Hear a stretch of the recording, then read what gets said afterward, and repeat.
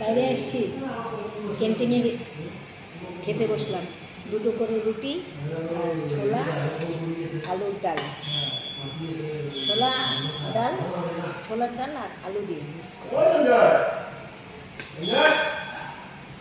ডিম মামলেট নেবো, এগুলো আনবো, খেতে থাকি। খিদে দিয়ে গেছে।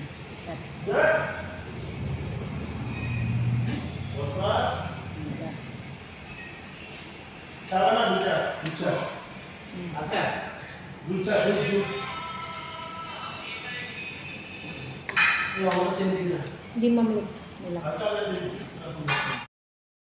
চা খাচ্ছি। রুটি সবজি খাওয়া হয়ে গেছে, এখন চা খাচ্ছি।